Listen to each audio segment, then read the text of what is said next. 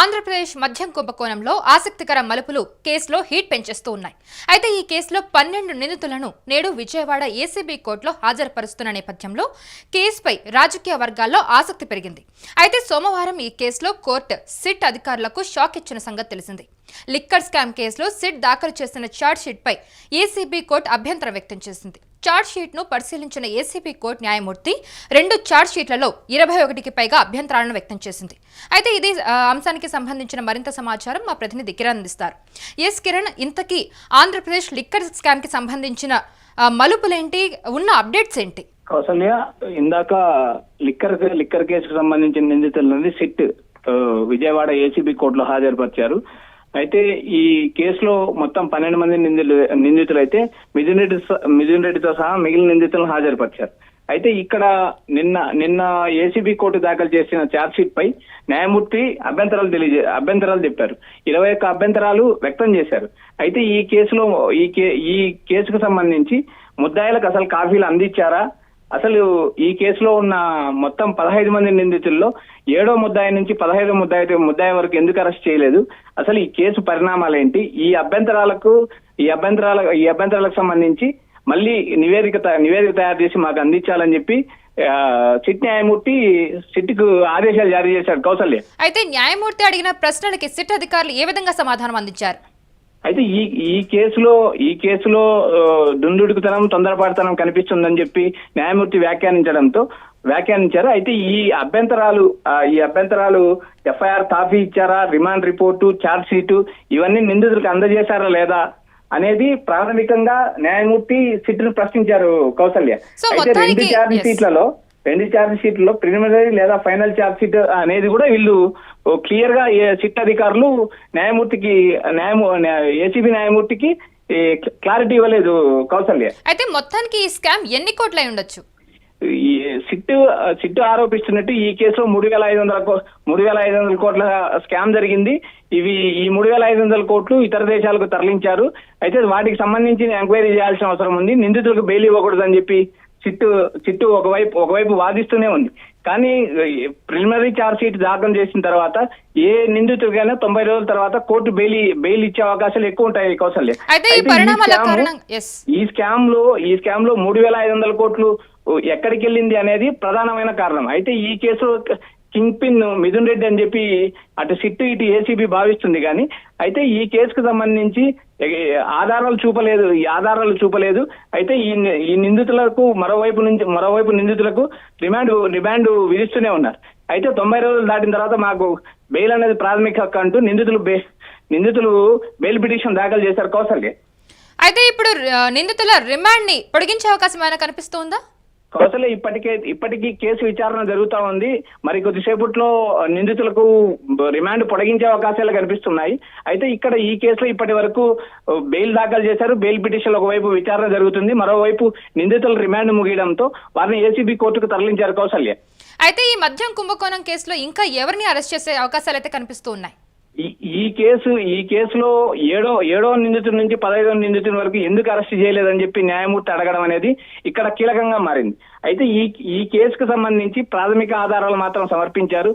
అయితే ఈ కేసులో వాస్తవ పరిస్థితులు ఏంటి అనేది ఇప్పటి వరకు ఎలాంటి సమాచారం లేదు. అయితే సిట్ దాఖలు చేసిన ఈ ఛార్జ్ షీట్ పైన పలు రకాల ప్రశ్నలు లేవనెత్తింది.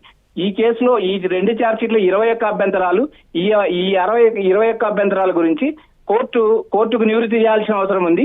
దానికి సంబంధించి 3 రోజులు కోర్టు గడువు విధించింది. ఈ 3 రోజుల్లో ఈ 21 అభ్యంతరాల పైన సిట్ తమ నివేదికను కోర్టులో పొందుపరచాల్సిన అవసరం ఉంది. కౌసల్య, అయితే నెక్స్ట్ ఈ మద్యం కుంభకోణం కేసులో ఎలాంటి పరిణామాలు చోటు చేసుకునే అవకాశం కనిపిస్తుంది? అయితే ఈ స్కామ్ లో ఇప్పటికి పాత్రదారులు ఎవరు, సూత్రధారులు ఎవరు అని చెప్పి ఎవరు అనేది ఇప్పటి వరకు అటు సిట్ గానీ ఇటు ఏసీబీ గానీ క్లారిటీ ఇవ్వలేదు. ప్రతి ముద్దాయికి ఈ కేసులో ఇప్పటి వరకు అరెస్ట్ అయిన 12 మంది ముద్దాయిల్లో ప్రతి ముద్దాయికి ఏ సెక్షన్ వర్తిస్తుందో కూడా సిట్ స్పష్టంగా చెప్పలేదు. ఈ కేసులో ఎంతమంది అరెస్ట్ అయ్యారు, ఎంతమంది జ్యుడిషియల్ కస్టడీలో ఉన్నారనేది కూడా వివరాలు ఇవ్వాలని చెప్పి ఏసీబీ న్యాయమూర్తి ప్రశ్నించడం జరిగింది. అయితే ఈ కేసుకు సంబంధించి 3 రోజుల్లో సిట్ మళ్ళీ కౌంటర్ దాఖలు చేయాల్సిన అవసరం ఉంది. ఎవరిని అరెస్ట్ చేస్తారా ఏంటి అనేది నెక్స్ట్ జరిగే విచారణ తర్వాత కానీ క్లారిటీ వచ్చే అవకాశాలు లేవు Kausalya. Right Kiran, thank you for the information. So మనం చూస్తున్నాం ఆంధ్రప్రదేశ్ మద్యం కుంభకోణం కేసులో ఆసక్తికర మలుపులు అయితే చోటు చేసుకుంటున్నాయి. ఇప్పుడు ఈ మలుపులు అయితే ఈ కేసులో హీట్ని పెంచేస్తున్నాయని చెప్పుకోవచ్చు. ఈ కేసులో 12 మంది నిందితులను నేడు విజయవాడ ఏసీబీ కోర్టులో హాజరుపరుస్తున్న నేపథ్యంలో కేసుపై రాజకీయ వర్గాల్లో ఆసక్తి అయితే బాగా పెరిగిందని చెప్పుకోవచ్చు. అయితే సోమవారం ఈ కేసులో కోర్టు సిట్ అధికారులకు షాక్ ఇచ్చింది. లిక్కర్ స్కామ్ కేసులో సిట్ దాఖలు చేసిన ఛార్జ్ షీట్ పై ఏసీబీ కోర్టు అభ్యంతరం వ్యక్తం చేసింది. అయితే ఛార్జ్ షీట్ ను పరిశీలించిన ఏసీబీ కోర్టు న్యాయమూర్తి రెండు ఛార్జ్ షీట్లో 21కి పైగా అభ్యంతరాలు వ్యక్తం చేశారు. అయితే ఈ కేసులో ఇప్పటి వరకు అరెస్ట్ చేసిన నిందితులు అందరికీ ముద్దాయి కాపీలు అందించారని కోర్టు ప్రశ్నించింది. అలాగే ఈ కేసులో పెట్టిన చట్టాలపై కూడా న్యాయమూర్తి అసహనం వ్యక్తం చేశారు. ఈ కేసుకు అవినీతి నిరోధక చట్టం ఎలా అప్లై అవుతుందో చెప్పాలని ప్రభుత్వ న్యాయవాదిని ప్రశ్నించారు. అలాగే ఈ కేసులో సిట్ ఎంతమందిని సాక్షులుగా విచారించిందో వివరాలు ఇవ్వాలని కూడా కోర్టు ఆదేశించింది. ఎంతమంది సాక్షుల దగ్గర 164 స్టేట్మెంట్లు రికార్డ్ చేశారని నిలదీసింది. అయితే మధ్యవర్తుల రిపోర్ట్లు సమర్పించాలని ఆదేశించింది. అయితే లిస్ట్ ఆఫ్ డాక్యుమెంట్స్లో FIR, remand report, charge sheet చూపించాలని కోరింది. 7 నుంచి 15 మంది వరకు ఉన్న నిందితులను ఇంకా ఎందుకు అరెస్ట్ చేయలేదనే ప్రశ్నలతో పాటుగా లిక్కర్ స్కామ్లో 3,500 కోట్లు ఎలా ట్రాన్స్ఫర్ అయ్యాయో కూడా టేబుల్ రూపంలో చూపించాలని కోర్టు ఆదేశించడం జరిగింది. అయితే కోర్టు ప్రశ్నల ఆధారంగా చూస్తే ఈ కేసు సంచలన మలుపులు తిరిగే అవకాశాలు, అరెస్టులు ఉండవచ్చనైతే మనకు క్లియర్ కట్ గా అర్థమైపోతుంది. అయితే ఈ కేసులో కొందరు నిందితులను ఇప్పటి వరకు అదుపులోకి తీసుకోలేదు. వారు ఇచ్చిన సమాచారం ఆధారంగానే కొందరు నిందితులను అరెస్ట్ చేశారనే మాట అయితే వినపడింది. కానీ వారిలో మాజీ మంత్రి నారాయణ స్వామి కూడా ఉన్నారు.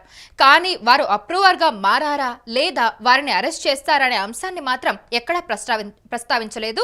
వీరిలో ఒకరిద్దరు విచారణకు హాజరైనా మిగిలిన వారు అప్రూవర్గా మారినట్టుగా కూడా ఎక్కడా సమాచారం అయితే లేదు.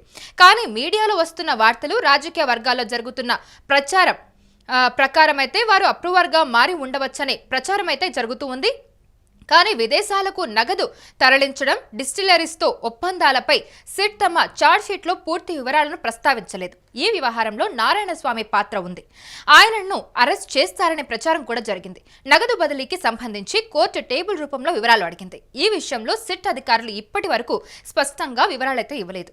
రాజ్ కేసిరెడ్డి లేదా తరుణ్ ఇలా ఒకరిద్దరు పేర్లనే నగదు వ్యవహారంలో ప్రస్తావించారు. కానీ ఆరోపణలు ఎదుర్కొనే వారిపై గతంలో టీడీపీ ఆరోపణలు చేసింది కాబట్టి నగదు బదిలీలో ఆయన పాత్ర ఉండవచ్చనే అనుమానాలు సైతం ఉన్నాయి ప్రస్తుతానికి. అందుకే మరికొందరి అరెస్ట్ ఇక్కడ కీలకంగా మారే అవకాశం సైతం ఉండవచ్చు. ఒకవేళ వారు అప్రూవర్గా మారారు అని కోర్టు ముందు సిట్ చెప్తే ఈ కేసులో నిందితులు ఇరుకున పడే అవకాశాలైతే ఉండవచ్చు. అటు మాజీ మంత్రి నారాయణ స్వామి పాత్రపై కూడా కోర్టులో ప్రస్తావన వచ్చే సంకేతాలైతే కనబడుతూ ఉన్నాయి.